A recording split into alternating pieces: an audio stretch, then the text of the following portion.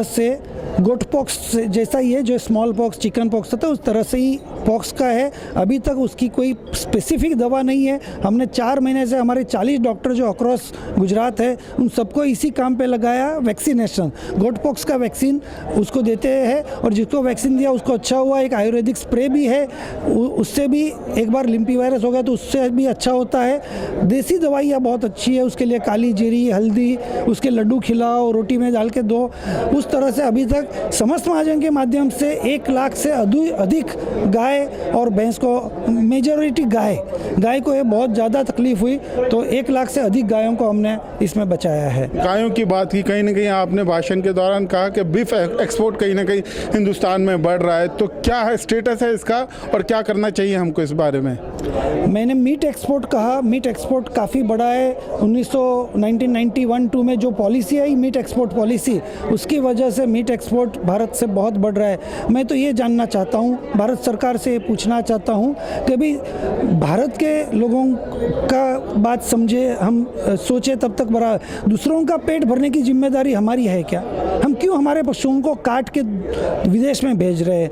हम पशुओं को काटते हैं तब हम ये समझ लो कि हम ऑर्गेनिक मैन्योर मैन्युफैक्चरिंग फैक्ट्री को काट देते हैं। एक गाय एक भैंस उस समय उस रोज का 10 किलो गोबर दे रही है तो ये साल में 1 एकड़ जमीन सुधार रही है। अब आप रोज का 1 लाख पशु को काट रहे हैं तो 1 लाख एकड़ जमीन को ऑर्गेनिक होने से आप दूर कर रहे हैं। तो ये बहुत बड़ा नुकसान हमारे देश को हो रहा है। तो मैं सरकार को भी निवेदन करना चाहता हूँ कि ये मीट एक्सपोर्ट पॉलिसी जो पिछले 20-25 साल में आई है उसको तत्काल बंद की जाए और हमारे पशुओं का गोबर गोमूत्र, उसी से ऑर्गेनिक फार्मिंग, उसी से हमारे सबके स्वास्थ्य, बिकॉज अभी वन हेल्थ कॉन्सेप्ट आ ही गया है।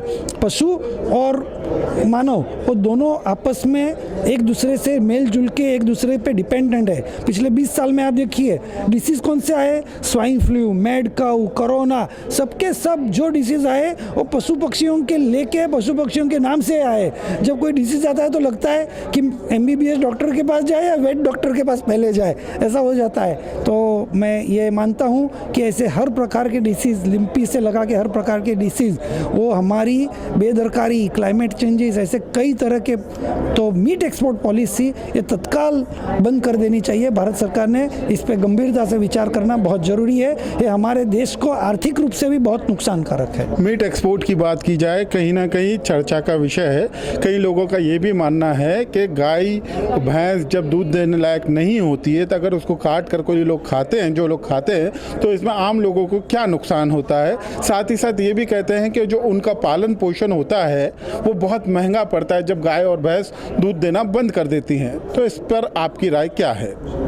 ऐसा है साहब कि आपने कहा कि आज गाय भैंस दूध नहीं देती है, कोई बात नहीं, दूध नहीं देती है, गोबर तो जिंदगी भर दे रही है। और आज मैंने ये बताया कि 1 एकड़ ज़मीन को फलद्रूप करने के लिए, ऑर्गेनिक करने के लिए एक गाय या एक भैंस का गोबर, एक पशु का गोबर इनफ है, बड़े पशु का। तो आप ये समझिए कि जब आप गाय को सिर्फ दूध से तोला ही नहीं जा सकता है। दूध तो सिर्फ गाय देती है, बैल क्या देती है, बछड़ा क्या देती है, बछड़ी क्या देती है। तो हम कभी दूध से मुकाबला नहीं करें, ये बहुत बड़ी गलतफहमी है हमारी। हम पशुधन को इसलिए रखते थे, वो ट्रांसपोर्टेशन में, बैलगाड़ी, हल चलाने में भी काम आते थे, आज घोड़ा गाड़ी में काम आते थे। हम सब ने इस पे अत्याचार हो रहा है, इस पे बहुत तकलीफ हो रही है करके सब बंद करवाया। क्या हो गया, सबको सब अभी कत्ल हो रही है। तो किसी पे वजन डालना जो अत्याचार है तो उसको काटना तो बड़ा अत्याचार है। और दूसरी बात कि इसको पालना पोसना महंगा है, वो जो आपका दूसरा सवाल है, मेरा कहना ये है कि पालना पोसना कभी महंगा नहीं था।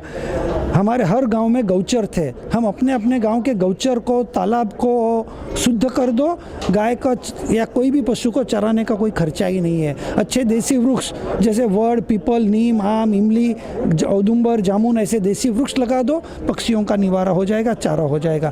तो मेरा यही कहना है कि खान पान की समस्या आर्थिक रूप से थी ही नहीं। हर गाँव में गौचर था, हर गाँव में तालाब थे, हर गाँव में वृक्षारोपण था, तो उसके आधार पर ही पूरी व्यवस्था थी। तो मैं ये चाहता हूँ कि किसी भी पशु को दूध के आधार पे मत तोले। उसका गोबर, हम एक पशु को काट रहे मतलब साल का 3600 किलो गोबर का नुकसान, 1 एकड़ ज़मीन को ऑर्गेनिक होते हुए हम दूर रख रहे हैं। और इसका चारे का, पानी का कोई खर्चा ही नहीं है। हर गांव में तालाब, हर गांव में गौचर, हर गांव में देसी वृक्ष, और पशु अपने आप पल जाएंगे।